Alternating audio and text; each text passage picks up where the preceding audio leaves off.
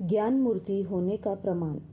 वृजविहारी लक्ष्मी नारायण सरकार के मित्र थे। उन्हें धर्मशास्त्रों और संस्कृत का अच्छा खासा ज्ञान था। प्रभात रंजन जब हाई स्कूल में थे तभी उन्हें उनकी आश्चर्यजनक योग्यता की हल्की सी झलक मिल गई थी। कई वर्षों के बाद उन्होंने प्रभात रंजन के आनंद मार्गी शिष्यों को उन दिनों की घटनाओं के बारे में बतलाया। मुझे अपने संस्कृत और शास्त्र ज्ञान पर बड़ा गर्व था, किंतु प्रभात रंजन के संस्कृत, वेद और अन्य धर्म ग्रंथों के गहरे ज्ञान ने मुझे स्तब्ध कर दिया था। मैं यह जानकर अभिभूत था कि मात्र 13 वर्ष का बालक उतना अधिक कैसे जानता था। मैंने कई बार उसकी दिव्य सर्वज्ञता के संकेत भी देखे थे। मैं अक्सर लक्ष्मी नारायण के घर जाया करता था, क्योंकि प्रभात से बात करना मुझे अच्छा लगता था। वह असामान्य रूप से धीर गंभीर रहा करता था, लेकिन जब वह बात करता था तो ऐसे लगता था जैसे उसके मुंह से पांडित्य के मोती झर रहे हो। संस्कृत और वेद से संबंधित उसकी व्याख्या को सुनना मुझे अच्छा लगता था, क्योंकि वैसी व्याख्या मैंने अन्य किसी पुस्तक में नहीं पढ़ी थी। इसीलिए मैं वेदों के विभिन्न श्लोक लिखकर उसके पास ले जाता और उन्हें समझाने के लिए कहा करता। पहले तो मैं कागज के टुकड़े पर श्लोक लिखकर ले जाता और उन्हें दे देता, लेकिन धीरे धीरे मुझे आभास हुआ कि वैसा करने की आवश्यकता नहीं थी, क्योंकि मुझे कागज को अपनी जेब से निकालने की जरूरत ही नहीं पड़ती थी। इससे पहले कि मैं कागज जेब से निकालूं और उन्हें पढ़ने के लिए दूं, वे खुद ही उन श्लोकों की व्याख्या करने लगते जिन्हें मैं कागज पर लिखकर ले गया था। बाद में मैंने श्लोकों को कागज पर लिखकर ले जाना भी छोड़ दिया। घर जाकर मैं अपनी पसंद के श्लोकों को पढ़ लेता और घर में आराम से बैठे बैठे मन ही मन उनसे उस श्लोकों की व्याख्या करने के लिए कह देता। दूसरे दिन जब मैं उनसे मिलता, वे मुझे उन्हीं श्लोकों का अर्थ समझा दिया करते थे। वह सर्वथा अविश्वसनीय घटना थी। एक नवयुवक जो कभी मात्र किशोरावस्था की दहलीज पर खड़ा था, उसके अबाध ज्ञान का भंडार मुझे पूरी तरह उसके मोह में बांध लेता और मैं पता नहीं कब तक उसके पास बैठा रहता। उसकी उपस्थिति में मुझे समय सीमा का आभास ही नहीं रहता था।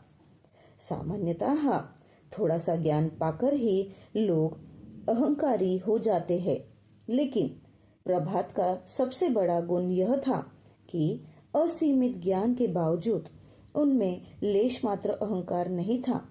मुझे यह कहने में कोई संकोच नहीं है कि प्रभात विनम्रता के साक्षात अवतार थे।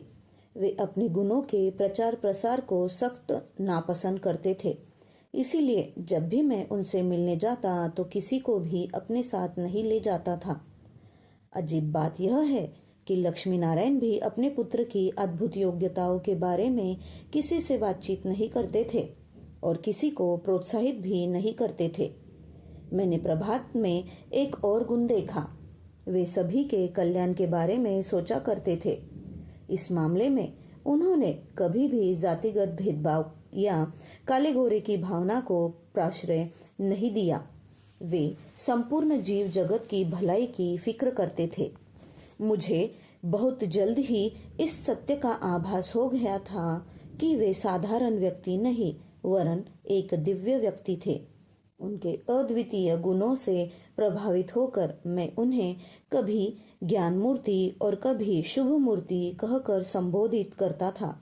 मेरा संबोधन सुनकर वे धीरे से मुस्कुरा देते थे। कुछ ऐसे अवसर भी आए जब प्रभात रंजन ने अपनी मर्जी से अपनी शक्तियों का प्रदर्शन किया। एक दिन सभी भाई बहन एक साथ नाश्ता कर रहे थे।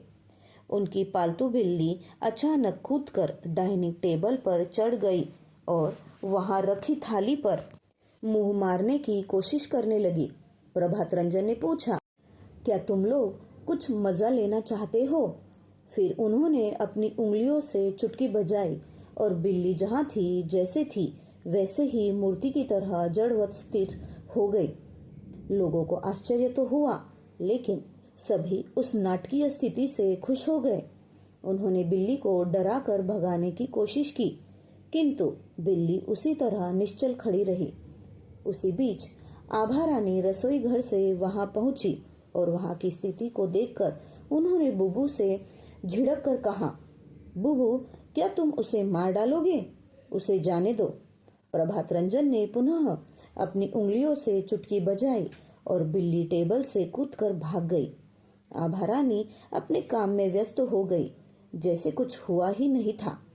हाई स्कूल के दिनों कुछ और अनोखी घटना घटी, जिसने बुबुदा की प्रतिष्ठा को और बढ़ा दिया। जाड़े के दिनों में जब सूर्यास्त के बाद जमालपुर का तापमान 5 डिग्री सेंटीग्रेड से भी कम हो जाता था और जब सभी लोग उस कड़कड़ाती ठंड से बचने के लिए गर्म ऊनी कपड़े पहनते थे, तब भी प्रभात रंजन हमेशा की तरह सामान्य कपड़े पहनते थे। यदि कोई उनसे पूछता कि क्या बात है, क्या उन्हें ठंड नहीं लगती, तो वे पूछते, अपने शरीर को ठंड से बचाने के लिए तुमने गर्म कपड़े पहने हैं, लेकिन तुम्हारा चेहरा खुला हुआ है। क्या तुम अपने चेहरे को भी ऊनी कपड़ों से ढकते हो? हमारे चेहरे को ठंड नहीं लगती, वे कहते। ठीक वैसे ही मेरे शरीर की त्वचा मेरे चेहरे की त्वचा की जैसी है, इसलिए मुझे ठंड नहीं लगती। ऐसा कहकर वे बड़ी सादगी से लोगों को समझा दिया करते थे।